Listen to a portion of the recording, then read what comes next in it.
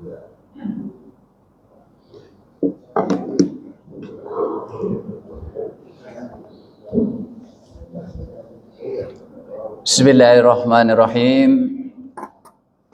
Assalamualaikum warahmatullahi wabarakatuh.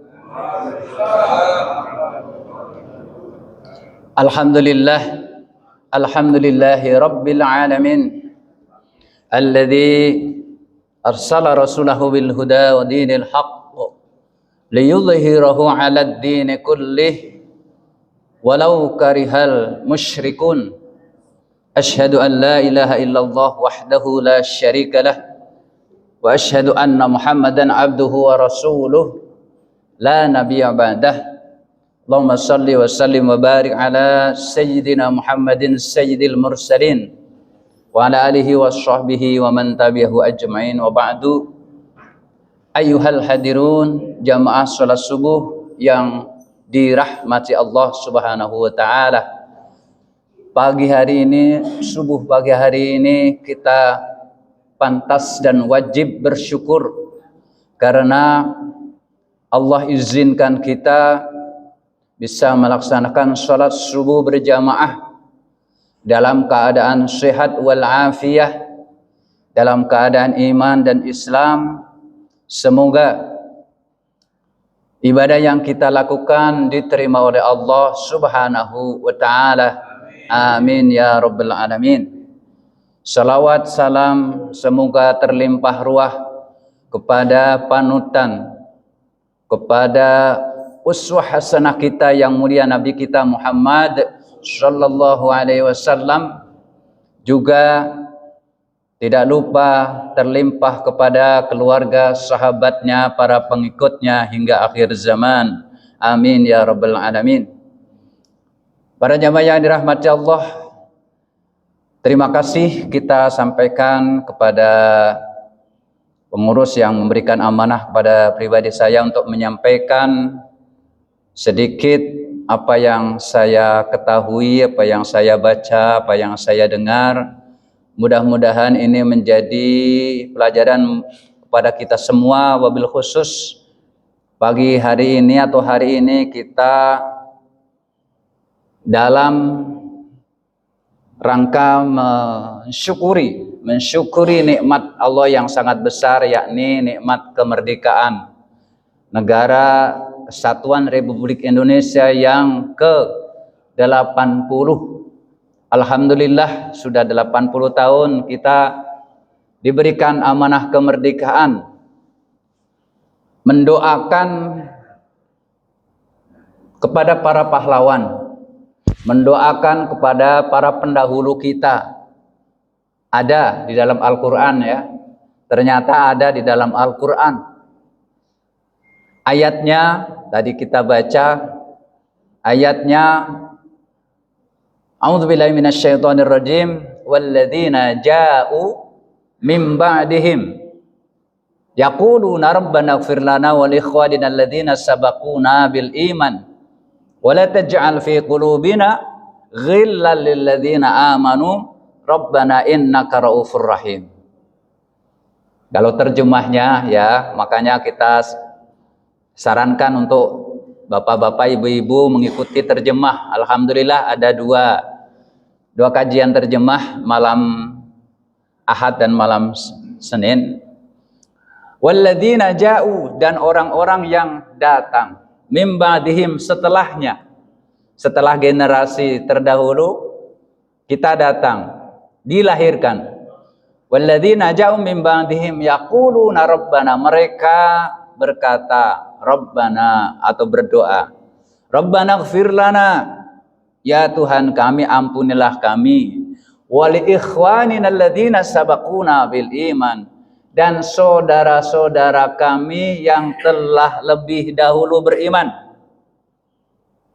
Wala taj'al fi qulubina, dan jangan jadikan hati kami ghil, perasaan hati untuk senantiasa merasa iri dengki kepada saudara yang lain dan perasaan-perasaan yang lain.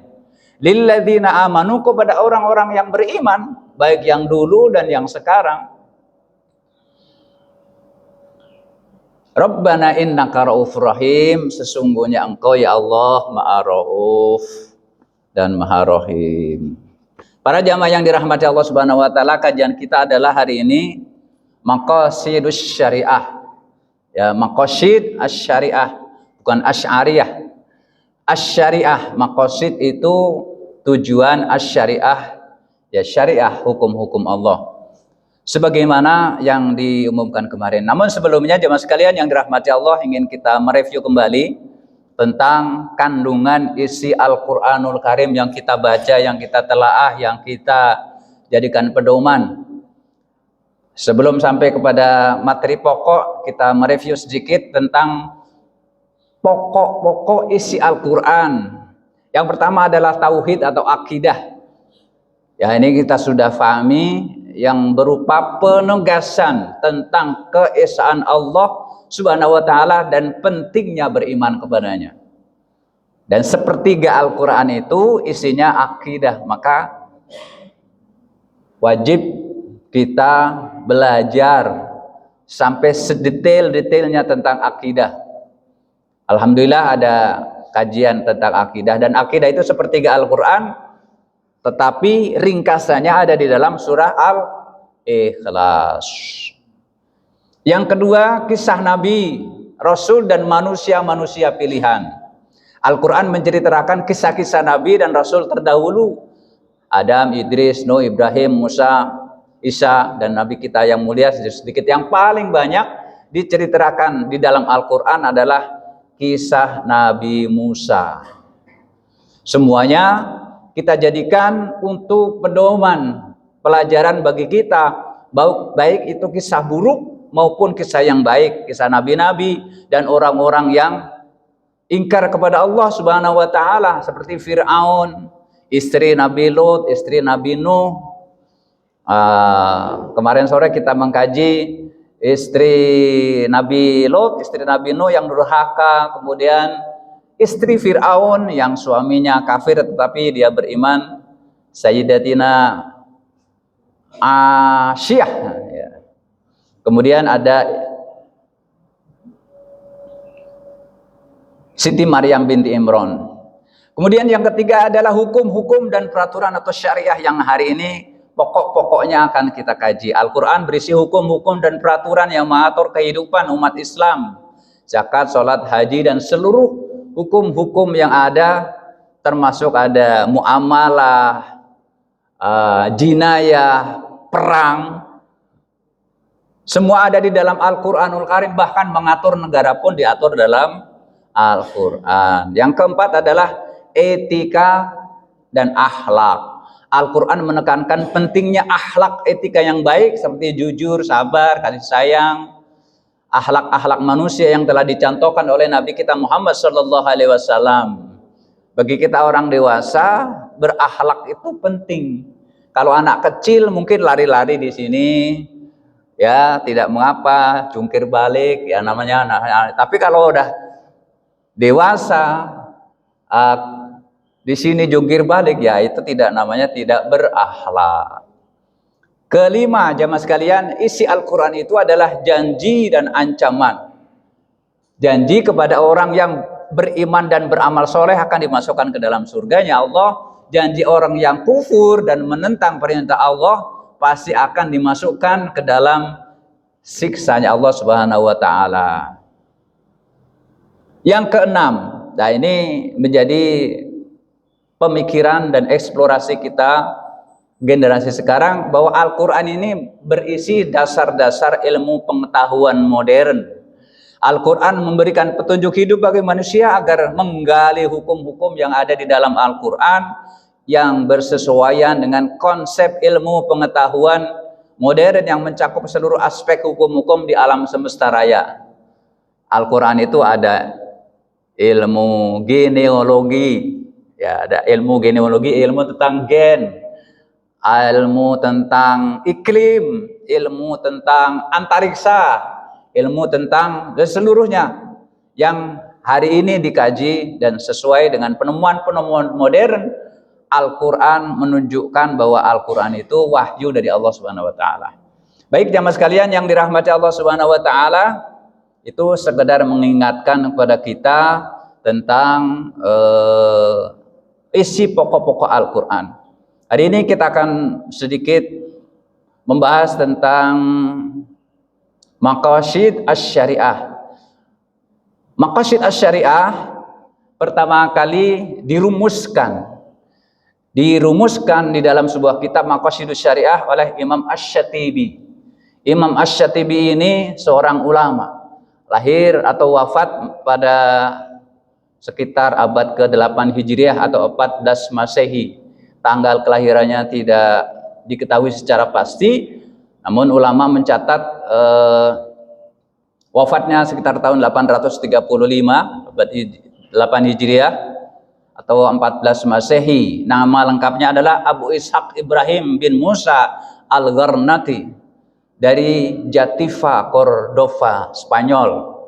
Luar biasa nih, jamaah sekalian yang dirahmati Allah, Imam Asy-Syatibi, seorang ulama dari Spanyol, Granada, ya, yang dimana pada saat itu Imam Asy-Syatibi merumuskan rumus-rumus maqasid asy-syariah bagi kaum muslimin yang belajar tentang misalkan di jurusan ilmu syariah di perguruan tinggi pasti mengenal nama Imam Asy-Syatibi. Mudah-mudahan beliau senantiasa dirahmati oleh Allah Subhanahu wa taala.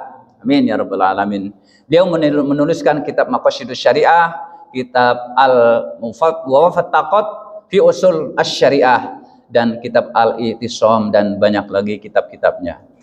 Baik jamaah sekalian yang dirahmati Allah Subhanahu wa taala, nanti jika Allah mengizinkan pembelajaran ini insyaallah akan kita lanjutkan dengan qawaid usul-usul fikih di dalam kitab Asbah wan Nadhair. Ini kalau kita rangkaikan, Asbah wan Nadhair adalah karangan kitab Imam Jalaluddin As-Suyuti, seorang ulama dari Mesir.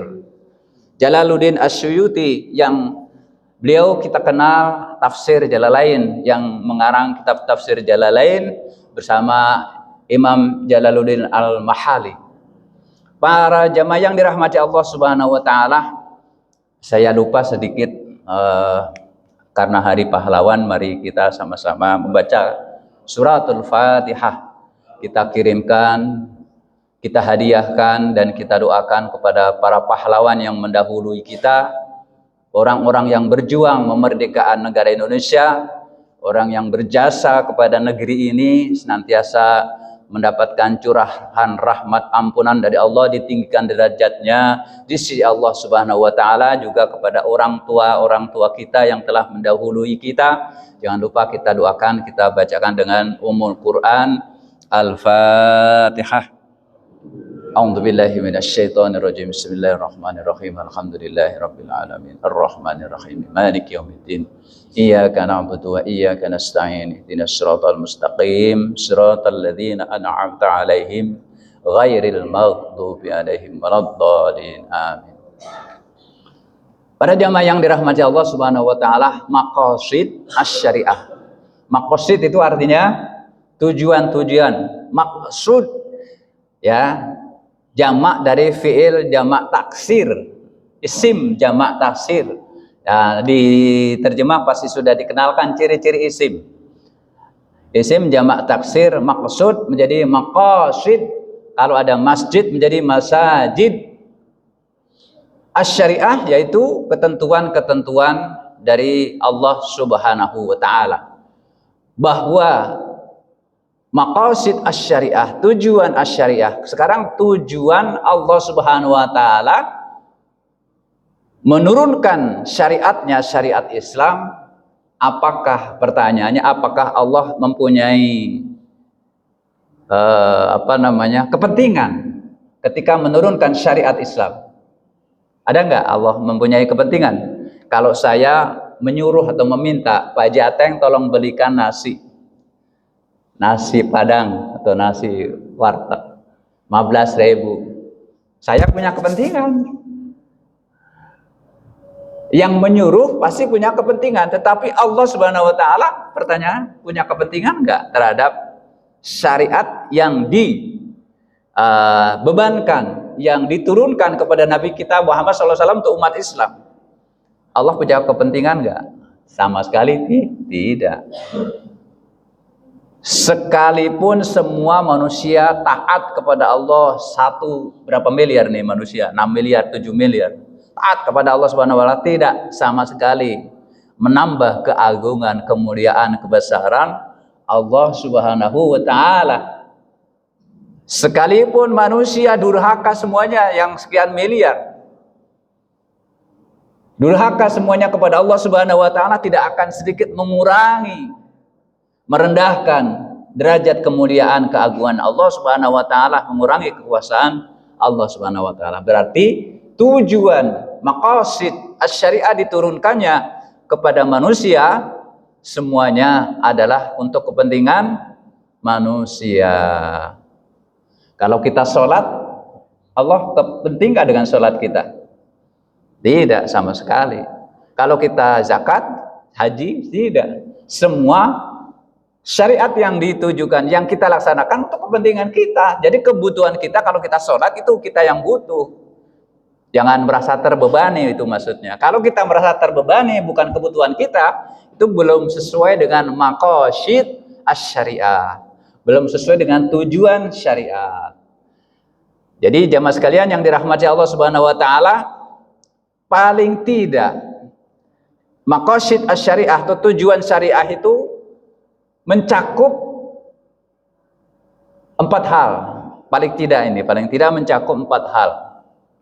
Yang pertama, jamaah sekalian yang dirahmati Allah, maqasid asy-syariah pasti bertujuan dengan yang pertama adalah adil atau keadilan.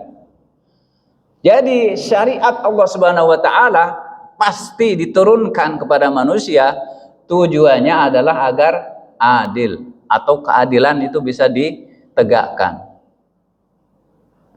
Kalau tidak ada adil, maka syariat atau aturan itu tidak sesuai dengan syariat. Misalkan penegakan hukum atau kita lewat di jalan raya, kenapa harus berhenti ketika lampu merah menyala? Nah, itu segala sesuatu yang bersifat adil itu adalah Islam, syariat Islam atau Islam. Yang kedua, jemaah sekalian yang dirahmati Allah Subhanahu wa taala, syariat Allah itu pasti mencakup rahmat. Ya. Wa ma arsalnaka illa rahmatan lil alamin. Jadi adil, rahmat. Yang ketiga, jemaah sekalian yang dirahmati Allah, bahwa syariat Islam itu pasti ada maslahat dan manfaat. Ada maslahat dan manfaat. Kalau aturan Allah, syariat Allah diturunkan atau ditegakkan tidak ada maslahat, itu tidak sesuai dengan syariat Allah. Maka di Fakultas Hukum Syariah, Fakultas Syariah di seluruh perguruan tinggi pasti dikaji. Dan ini di pesantren-pesantren, kitab ini sudah biasa dikaji oleh para ulama dan santri. Jadi adil, rahmat, maslahat. Yang keempat, jamaah sekalian yang dirahmati Allah, maqasid asy-syariah atau asy-syariah itu pasti bertujuan untuk adanya hikmah. Ya, nanti ada hikmah. Ada perkara sesuatu yang tadinya haram tapi menjadi wajib. Tadinya haram bisa menjadi wajib. Apa contohnya? Kalau istri kita hamil, ternyata harus dibedah sesar, dan ternyata tidak ada dokter wanita, yang megang kan urusnya adalah dokter laki-laki, memegang, melihat aurat istri kita, itu kan sesuatu yang tadinya haram bisa menjadi wajib. Itu jadi cakupan-cakupan itu yang menjadi pokok-pokok daripada maqasidus syariah. Sekarang apa saja ketentuan menurut Imam Asy-Syatibi? Maqasid syariah memiliki 5 hal yang harus kita ketahui. Kita mulai dari yang paling tingkatannya paling rendah dulu, nanti pada tingkatan yang paling tinggi. Maqasid syariah memiliki 5 cakupan atau memiliki 5 hal. Yang pertama adalah hifdun nafs. Ya, hifdun nafs adalah menjaga nyawa. Menjaga nyawa. Ini menjadi hal yang paling pokok, menjaga nyawa. Yang kedua jemaah sekalian adalah hifdul aql. Nanti ada hal yang haram, ada hal yang harus dikerjakan. Hifdul aql, menjaga akal. Yang ketiga adalah hifdun nasl atau hifdun nasbi, nasab, menjaga keturunan. Dan yang kelima yang paling tinggi ada yang berikutnya adalah hifdul mal. Yang keempat menjaga harta. Dan yang kelima yang paling tinggi adalah hifdzuddin, menjaga agama. Jadi 1, 2, 3, 4 itu bisa dikorbankan kalau tujuannya untuk menjaga agama, karena itu yang paling tinggi. Para jamaah yang dirahmati Allah Subhanahu wa taala, pertama menjaga jiwa. Berdasarkan peringkat kepentingannya, maka menjaga jiwa dapat dibedakan menjadi perangkat daruriyat atau yang primer. Mau tidak mau harus, ya, kebutuhannya pokok berupa misalkan kalau kita ada berupa makanan untuk mempertahankan hidup, yang jika kebutuhan itu tidak terpenuhi maka mengakibatkan terancam. Kalau ada yang haram, tidak ada yang lain, adanya yang haram, makan daging babi boleh, bahkan itu menjadi wajib. Kalau kita ternyata kalau tidak makan menjadi mati, jadi meninggal. Itu menjaga jiwa. Tapi yang sekunder, misalkan kita memakan atau meminum suplai vitamin, memakan sate kadang-kadang seminggu sekali, itu buat menambah vitalitas. Minum jamu, itu sekunder, biar badan kita kuat dan sehat. Itu yang sekunder. Jadi itu boleh. Yang termasuk yang tahsiniyat, ya boleh ada, boleh tidak. Para jamaah yang dirahmati Allah Subhanahu wa taala, di dalam surah Al-Furqan Allah Subhanahu wa taala memberikan ketegasannya, berfirman di dalam Al-Qur'an, a'udzubillahi minasyaitonirrajim, walladzina la yad'una ma'allahi ilahan akhar wa la yaqtuluna an-nafsa allati harramallahu illa bil haqq wa la yaznuna wa may yaf'al dzalika yalqa athama. Ini larangan untuk membunuh. Jadi dalam keadaan ini jiwa tidak boleh kita membunuh, dan orang-orang yang tidak menyembah Tuhan yang lain beserta Allah dan tidak membunuh jiwa yang diharamkan Allah membunuhnya kecuali dengan alasan yang benar, tidak berzina. Barang siapa yang melakukan demikian itu niscaya dia akan mendapatkan dosa. Jadi menjaga jiwa itu wajib.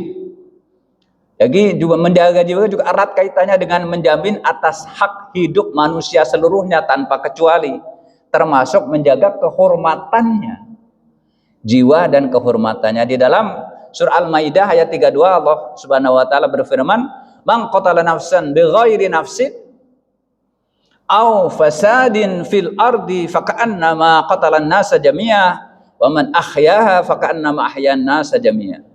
Barang siapa yang membunuh seseorang manusia bukan karena orang itu membunuh orang lain, atau bukan karena membuat kerusakan di muka bumi, maka seakan-akan dia telah membunuh manusia seluruhnya. Dan barang siapa yang memelihara kehidupan seorang manusia, maka seolah-olah dia telah memelihara kehidupan manusia semuanya. Jadi ada larangan membunuh, juga ada kewajiban menjaga nyawa dan jiwa. Yang kedua jemaah sekalian yang dirahmati Allah Subhanahu wa taala adalah hifdzul aql, menjaga akal. Akal adalah sesuatu yang membedakan manusia dengan makhluk lainnya. Inilah salah satu yang menyebabkan manusia menjadi makhluk penciptaan yang terbaik dibandingkan dengan yang lainnya. Akal membantu manusia untuk menentukan mana yang baik dan buruk. Jadi akal kita sudah bisa membedakan mana yang baik dan mana yang buruk. Penghargaan Islam terhadap peran akal terdapat dalam ilmu. Makanya akal itu harus bisanya kuat, harus senantiasa ditambahi dengan ilmu. Akal akan menjadi cerdas apabila ditambahi, diisi dengan ilmu pengetahuan. Allah Subhanahu wa taala berfirman dalam Al-Qur'an, "Inna fi khalqis samawati wal ardi wa ikhtilafil laili wan nahari laayatil liulil albab alladzina yadhkuruna Allaha qiyaman wa 'udan wa 'ala junubihim wa yatafakkaruna fi khalqis samawati wal ardi Rabbana ma khalaqta hadza batilan subhanaka faqina adzabannar." Ayat ini sangat masyhur dan insyaallah sudah kita ketahui terjemahnya. Sungguhnya dalam penciptaan langit dan bumi dan silih bergantinya malam dan siang terdapat tanda-tanda bagi orang-orang yang berakal, yaitu orang-orang yang mengingat Allah sambil berdiri atau duduk atau dalam keadaan berbaring, dan mereka memikirkan penciptaan langit dan bumi seraya berkata, "Ya Tuhan kami, tiadalah Engkau menciptakan ini dengan sia-sia, maha suci Engkau, maka peliharalah kami dari siksa neraka." Menjaga akal wajib, maka kita tidak boleh meminum atau memakan sesuatu yang akan merusak akal, atau juga melakukan perbuatan-perbuatan yang merusak akal, membenturkan kepala dan sebagainya dan sebagainya. Ya, jamaah sekalian yang dirahmati Allah Subhanahu wa taala, itulah pentingnya akal. Dan akal ini memang Allah berikan khusus hanya kepada manusia. Malaikat juga punya akal tapi tidak punya nafsu. Ya. Khusus kepada manusia diberikan akal yang senantiasa terus bisa dieksplorasi dan berkembang.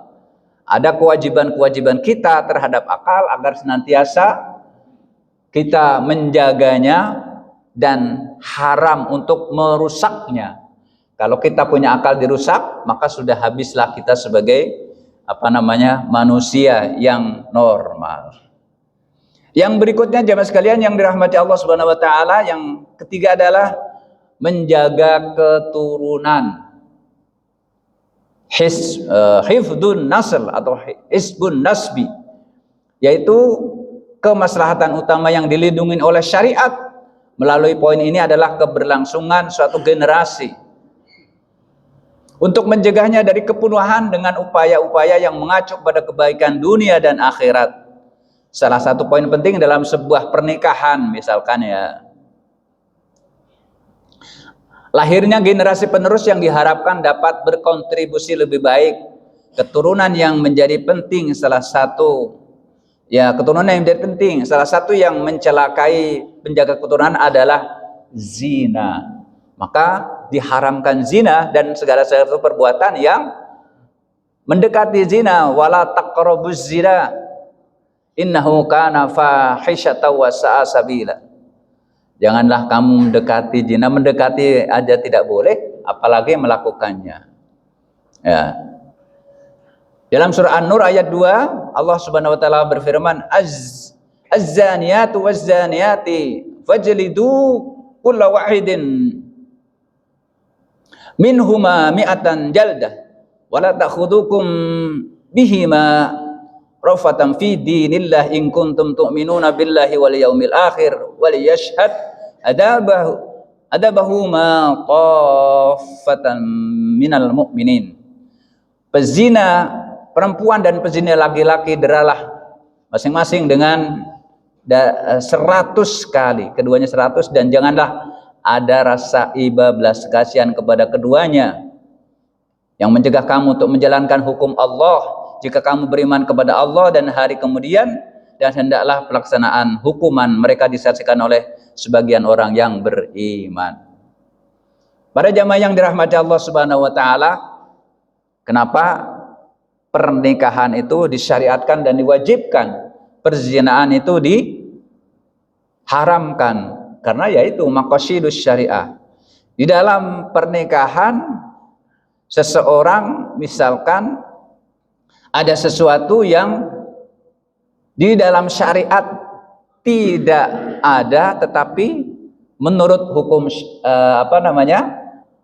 kita bangsa Indonesia diwajibkan. Misalkan nikah itu harus dicatat nggak? Tidak ya. Di dalam zaman Nabi dan sahabat nikah itu tidak ada catatan, tidak dicatat. Mereka sudah sepakat kalau sudah ada 2 orang saksi dan diumumkan di walimah sudah cukup. Tetapi kenapa di undang-undang perkawinan atau sekarang itu bahwa nikah harus dicatat? Nah, mencatatnya itu karena ada unsur tadi maqasidus syariah. Dan itu termasuk daripada syariat Islam. Bukan berarti yang tidak ada di dalam Al-Quran dan Sunnah itu menjadi bertentangan dengan syariat. Yang tidak selalu yang tidak ada nas hadis, nas Quran dan nas hadis itu bukan dari syariat. Mencatat pernikahan itu termasuk syariat Islam. Yang keempat jamaah sekalian yang dirahmati Allah, yaitu jam 6 nanti terbit. Hifdzul mal. Hifdzul mal yaitu menjaga harta. Pembahasan mengenai harta ini Islam memberikan hak agar manusia diberikan hak mempunyai harta dengan cara yang disyariatkan oleh Islam. Tidak boleh memakan harta orang lain dengan cara yang batil, menipu, menggarong, menggasak, mencopet, korupsi dan sebagainya. Itu bertentangan dengan maqasidus syariah, tujuan syariat. Maka Islam benar-benar menghargai hak milik pribadi, bukan komunis. Kalau komunis tidak ada hak harta pribadi, bukan. Kalau komunis itu semua harta milik negara. Harta negara semuanya diperlakukan sama rata, sama rasa. Itu kalau komunis. Tapi kalau materialis, manusia orang Islam, manusia diperbolehkan memperkaya diri sebanyak-banyaknya, sebebas-bebasnya. Nah, kalau Islam di tengah-tengah. Islam memperlakukan umatnya atau manusia boleh memiliki harta dengan kewajiban-kewajiban tertentu apabila sudah sampai kepada nisab dan haulnya. Maka kita tidak boleh memakan harta. Ya, di dalam Al-Qur'an wala taqulu amwalakum bainakum bil batil wa tudlu biha ilal hukami litaqulu fariqam minal amwalin nasi bil ismi wa antum ta'lamun. Janganlah sebagian kamu memakan harta sebagian yang lain antara kamu dengan jalan yang batil, dan janganlah kamu membawa urusan harta itu kepada hakim supaya kamu dapat memakan sebagian daripada harta orang lain itu dengan cara berbuat dosa padahal kamu mengetahui.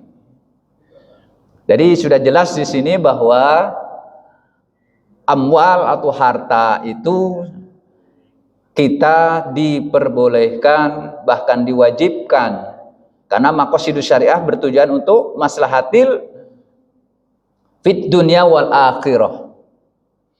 Para jamaah yang dirahmati Allah Subhanahu wa taala, dari semua paparan di atas tampak bahwa maqasid syariah merupakan aspek penting dalam pembagian hukum Islam.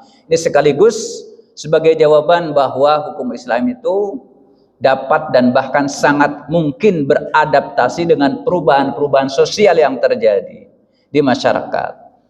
Adaptasi yang dilakukan tetap berpijak pada landasan-landasan yang kuat dan kokoh, serta masih berada pada ruang lingkup syariat yang bersifat universal. Ini juga sebagai salah satu bukti bahwa Islam sesuai untuk setiap zaman dan setiap tempat. Nah, itu yang keempat. Dan yang terakhir yaitu adalah hifdzuddin, yaitu menjaga agama. 1, 2, 3, dan 4 bisa kita korbankan kalau terakhir adalah untuk menjaga agama. Agama itu adalah yang paling tinggi. Syariat Islam menjaga kebebasan berkeyakinan. Tidak boleh kita memaksa orang lain untuk memeluk Islam. La ikraha fid din, qad tabayyana ar-rusydu minal ghayy. Tidak ada paksaan untuk memasuki agama Islam. Sesungguhnya telah jelas yang benar daripada yang sesat. Menjaga agama dalam maqasid syariah juga merupakan upaya untuk menjaga amalan ibadah kita. Jadi kalau kita di RW gitu harus ada masjid. Karena untuk menjaga agama. Dalam sebuah lingkungan harus ada orang yang mengumandangkan azan. Karena untuk menjaga agama. Kalau tidak maka pemimpinnya itu mendapatkan dosa. Maka kita bersyukur di Indonesia itu setiap kampung punya masjid, bahkan di gunung-gunung, di puncak gunung ada masjid. Itu karena apa? Hifdzuddin itu tadi. Ya. Syukur alhamdulillah itu para pejuang-pejuang dulu pendakwah Islam di samping menguasai maqasidus syariah, ilmu-ilmu agama, menguasai bahasa lokal. Ya kalau kita di kampung yang di Jawa atau di Sunda, kitab-kitab agama ditulis dengan bahasa kampung. Ya kan? Diterjemahkan. Alhamdu utawi sekaing puji iku lillahi kakungane Allah. Ar-Rabbul alami ar-Rahmani kang duwe sifat ar-Rahman. Welas asih. Nah, itu diterjemahkan dengan tulisan miring gitu. Jadi orang-orang ulama terdahulu itu luar biasa, menguasai bahasa Arab, orang Indonesia menguasai bahasa Arab, menguasai bahasa lokal. Maka sehingga Islam sampai ke Indonesia khususnya, ya dulu pertama kali hampir 90% ya, kita sekarang kurang tahu. Jadi kalau hifdzuddin ini termasuk kita sholat berjamaah. Kita sholat berjamaah itu hifdzuddin, karena apa? Dengan kita menampakkan berjamaah, termasuk ada PHBI, mensyiarkan peringatan Hari Besar Islam, itu bertujuan untuk maqasid syariah, agar Islam itu senantiasa ngeremboko bahasa Jawa, bahasa Indonesia apa? Berkembang ya. Jadi jamaah sekalian, tidak selalu yang tidak ada di dalam Al-Quran atau hadis itu tidak diperbolehkan. Maka ulama-ulama Nusantara, ulama dan sedunia itu menulis sebuah artikel atau kitab-kitabnya itu sungguh sangat luar biasa. Jadi sekarang kan ada yang aneh, kembali kepada Al-Quran dan Sunnah. Kalau nggak ada Al-Qurannya, nggak ada Sunnahnya itu bid'ah. Nah itu kemarin ada tulisan sempat saya kritik itu, menyetel tarhim itu haram. Saya kasih di tarhim itu haram, katanya mengganggu. Benar nggak? Tarhim 10 menit sebelum subuh atau sebelum sholat itu mengganggu. Zaman Nabi SAW, muadzin muadzin Nabi kita kan ada dua, satu Bilal, satu lagi saya lupa.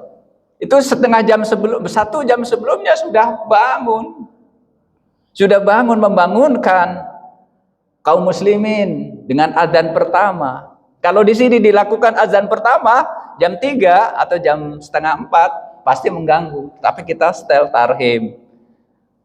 Ditulis itu tarhim mengganggu. Itu orang-orang yang karena dulu tidak ada di zaman Nabi SAW mengganggu. Tidak senantiasa yang tidak ada contohnya dalam Nabi itu senantiasa dikategorikan haram. Jadi ulama itu sudah memberikan fatwa-fatwanya, memberikan rumusan-rumusannya, mana yang boleh dikerjakan, malah yang tidak boleh dikerjakan. Oh, di Jawa Timur kemarin ribut soal sound sound ya, sound system itu sampai diwawancarai di TV One, di TV One, Basaul Masail NU Jawa Timur. Ya nanti di kitab ini ada jalbul masoleh, darul mafasid, mana yang harus didahulukan ketika ada manfaat dan ada mafsadat. Insya Allah nanti jika Allah mengizinkan kita bahas. Makanya Nabi SAW memberikan kepada kita agar senantiasa berjamaah ya. Tadi mengenai tarhim tadi, kita di masjid ini ada 10 menit. 10 menit itu sudah disepakati bahwa orang-orang kaum muslimin itu harus diingatkan 10 menit sebelumnya agar tidak terlambat.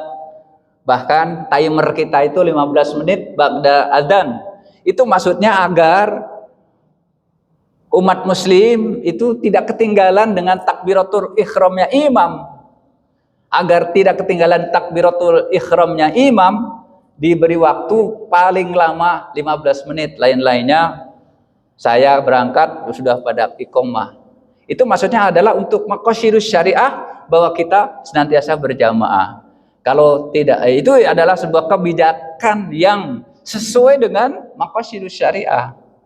As-salatu imaduddin, faman aqamaha faqad aqamaddin, faman tarakaha faqad hadamaddin.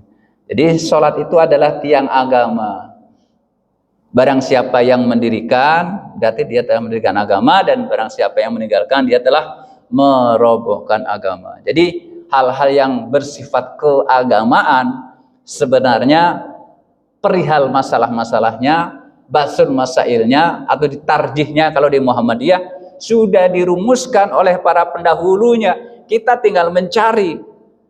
Kalau ada artikel-artikel yang tidak sesuai dengan syariah, yang tidak sesuai dengan apa yang sudah menjadi kesepakatan para ulama, di-share, itu biasanya ada pretensi. Orang-orang yang ingin membuat keruh suatu suasana. Para jamaah yang dirahmati Allah, demikian barangkali apa yang bisa sedikit saya sampaikan, sedikit yang saya ketahui.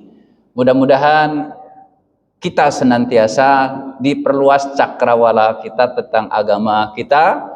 Kita senantiasa diberikan taufik hidayah untuk senantiasa melaksanakan perintah Allah Subhanahu wa taala, diberikan inayah maunah, dan akhirnya kita tetap berharap semoga kita mendapatkan ridho dari Allah Subhanahu wa taala.